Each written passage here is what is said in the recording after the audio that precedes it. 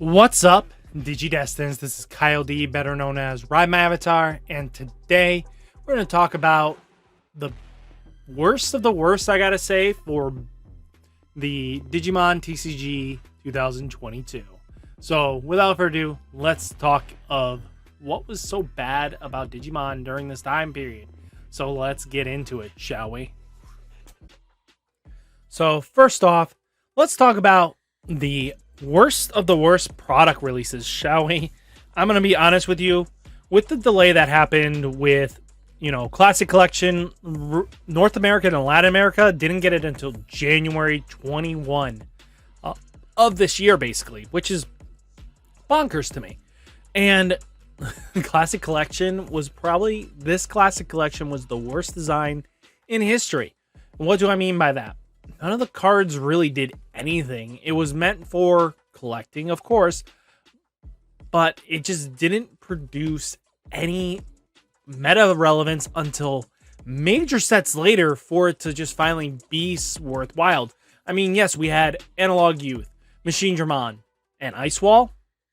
That was about it that really affected any deck design and deck building.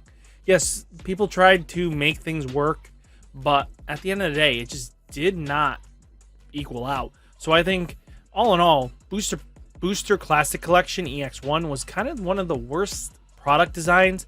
Yes, in Europe they got it during December, but for the other half of the world on the English side got it the rest of the year. So I would kind of just make this not number 5, probably number 6, but yes, I said number 5.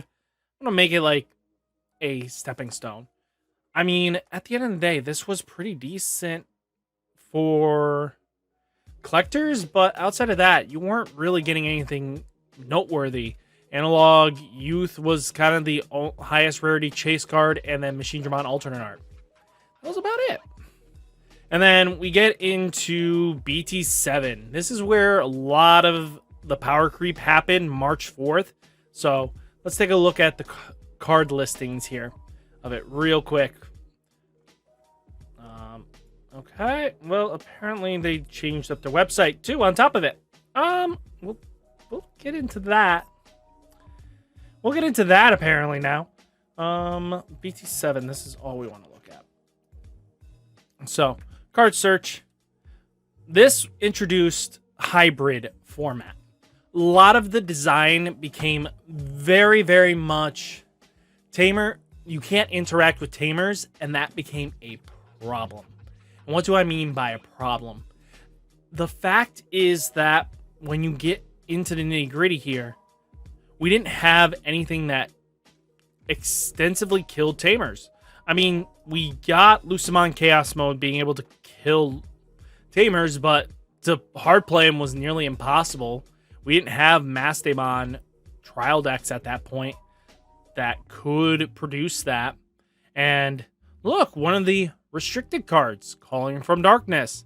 One of the few cards that got restricted in this set. What else did we get restricted in the set? Tommy, because Tommy was very powerful. On play, trash 3 Digi-Evolutions from bottom of one of your opponent's Digimon. And then the consistent stun. That was a problem. And then you had Yellow Hybrid being Yellow Hybrid. And what do I mean by that? Well, let's take a look at it. We got a power creep card that literally nobody else would play anything yellow because this card existed. This ultimate, why would you play anything else in yellow if you weren't playing Jet Sylphie?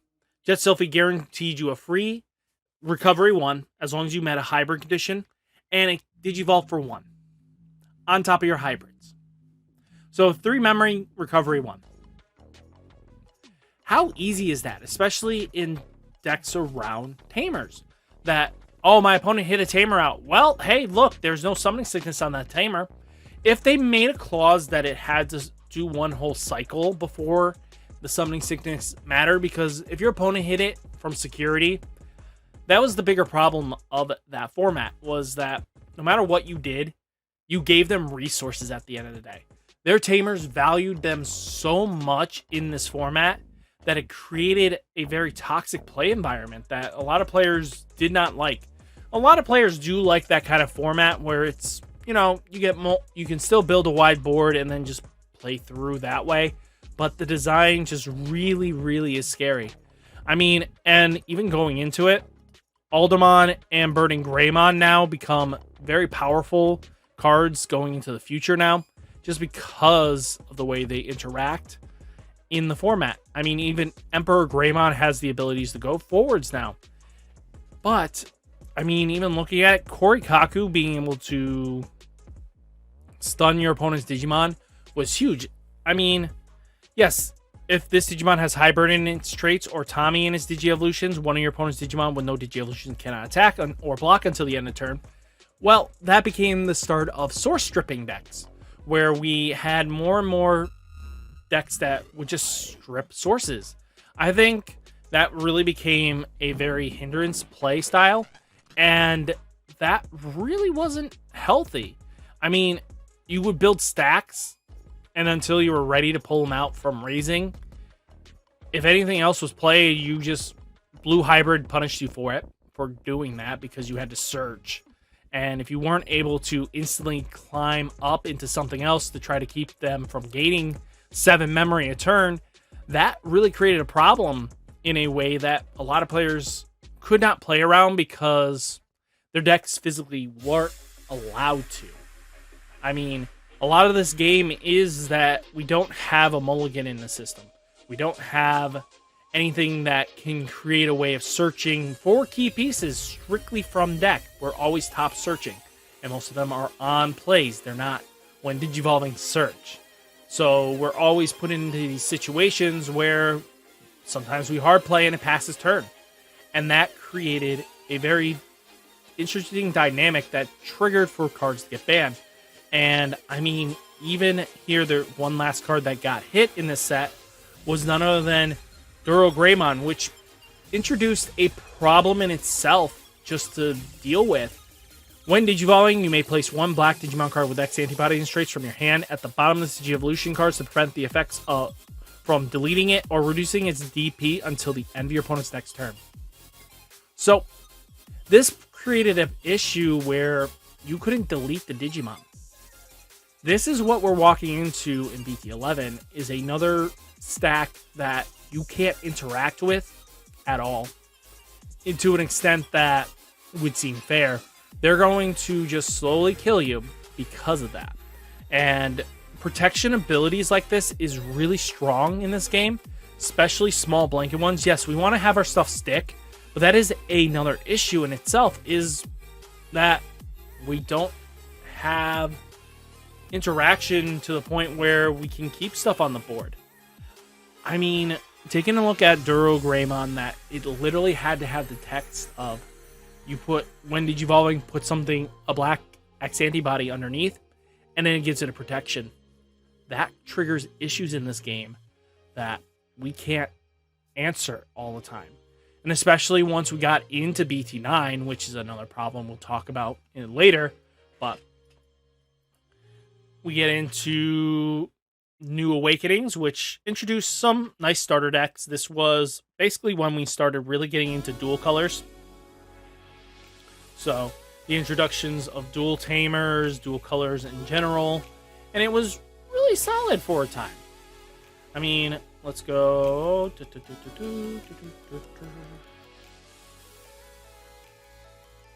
take a look. I mean, we got some nice introduction pieces. They weren't really shining brightly cards. I mean, we got Armor Rush, we got RapidMon that made Yellow Hybrid ridiculous, was being able to suspend your opponent's Digimon for each tamer you have in play, and then 3 of your opponent's Digimon suspend and get minus 5,000 DP each for the turn. That made it so that they were already weaker, and then RapidMon could swing in and almost trade with any 11k body, and then Armor Purge, and then you could set up for another threat. That was very interesting to deal with. But the level of this set wasn't too bad. It introduced the stuff, Oriyumon and stuff like that, but we got Black War Greymon in here.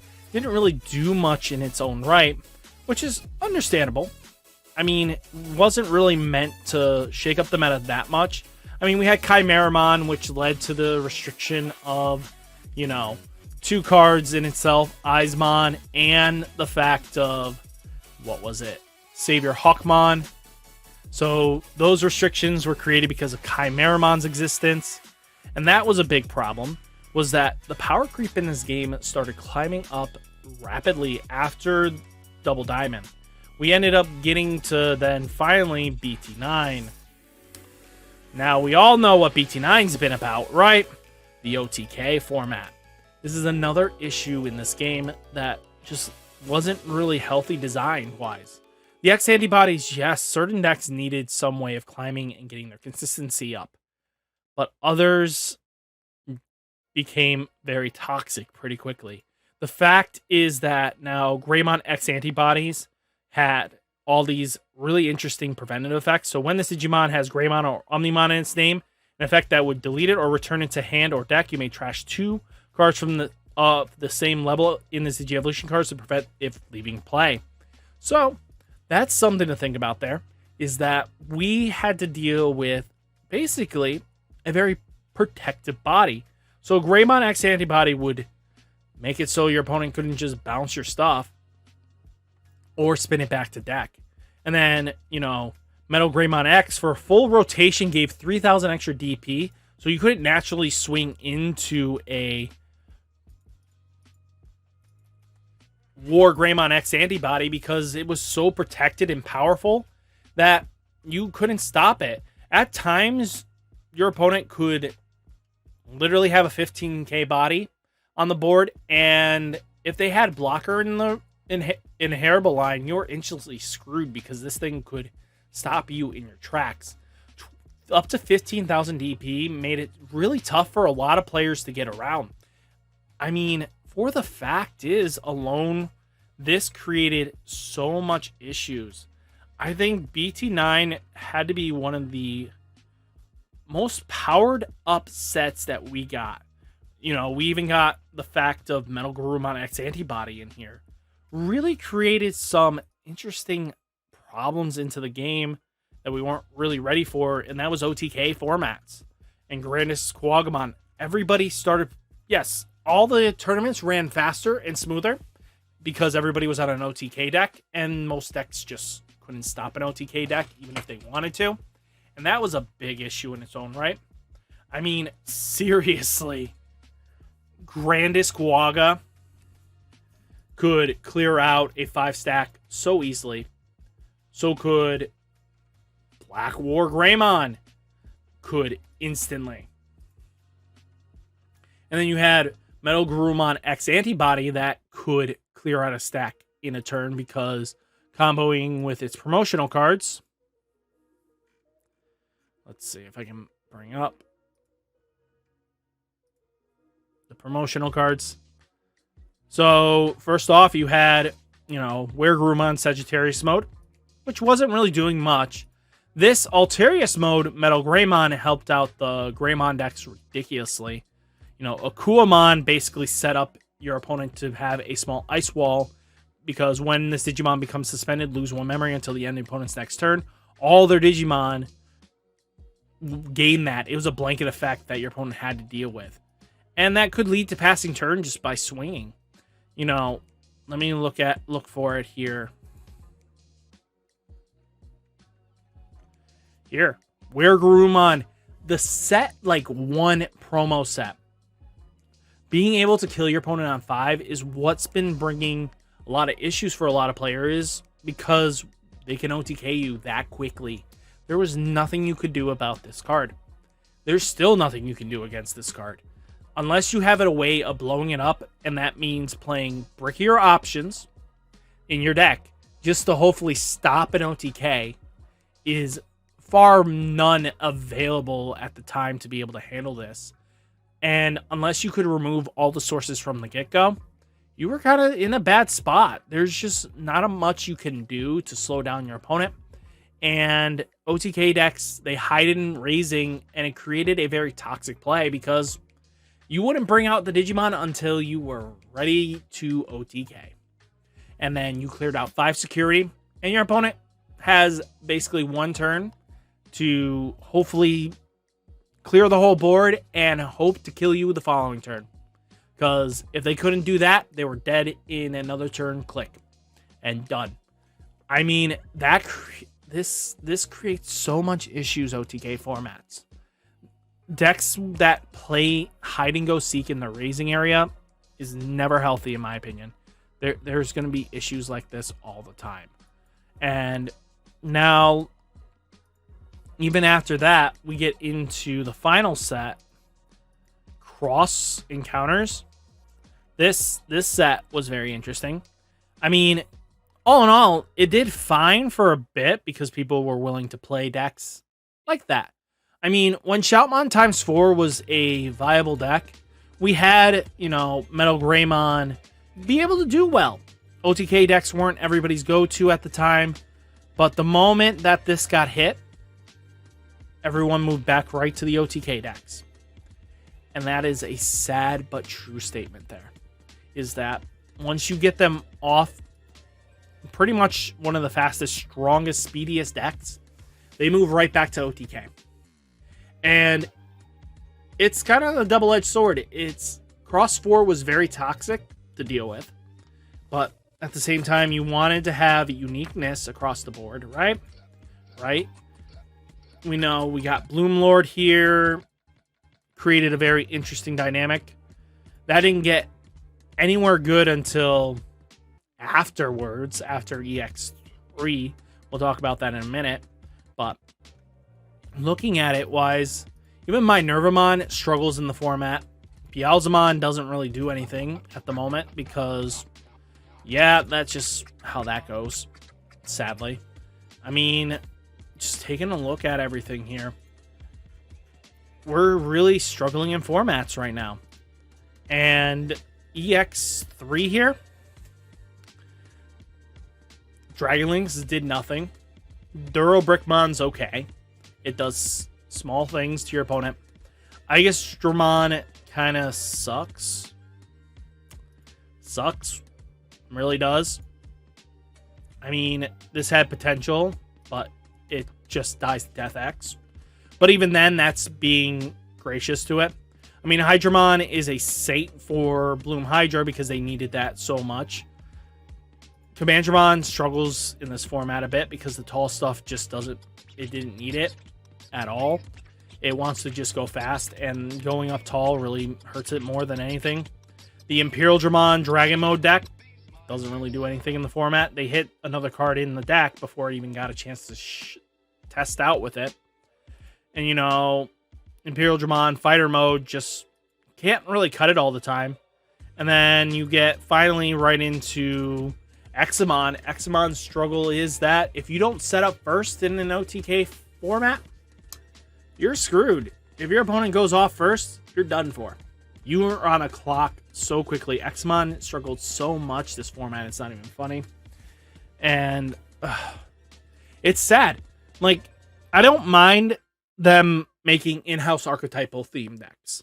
They really did good on making it like you just have to focus on the set. Nothing really more than that at times, which is good. I think that's got promise and everything like that, but we're really struggling right now. Even the starter decks were okay. Jessmon was the most playable. Ragna, you were lucky with it. But, I mean, there was a few people that did really well with it. I have no objections with them.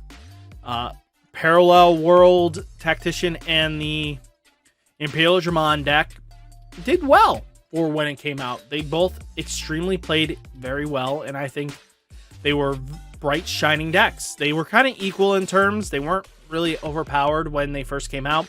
The thing is, we get them when our set drops. JP gets a whole month of being able to, shake up the format with the starter decks. So that's a big difference gap there too with us, is that we should get these mid-month. I think not releasing them exactly when the set drops gives time for the decks to actually shine a little bit more and create different metas, because it introduces new cards and new dynamics and everything like that that just could shake up a format or two. Things, though, I really want to get going, though, is that another thing that I didn't really like for Digimon was events, or how they hosted their events. So, like their ultimate cups, one of the biggest thing I didn't like was that these things would sell out instantaneously. Online events, boom. They alleviated like halfway through the year by changing up the way you signed up so that it made you have a second chance of at least getting in. If you didn't get in the first 25 minutes, at least by then you have another shot at getting into it. So don't count yourself out when it came down to the signups, because people had to pay within 25 minutes or it releases your spot, which is good. But at times it was such a struggle in events that signing up for an event just became near impossible. And that really put a sour taste in a lot of players' mouths. This thing.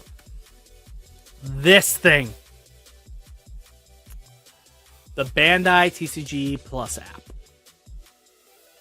I'm going to tell you this right now. When it first released, worst thing under the sun. Buggy, glitchy, crashed every 30 seconds. You had to uninstall it 4 to 5 times. Tournaments could not be ran over 30 players, or else this thing would crash so bad.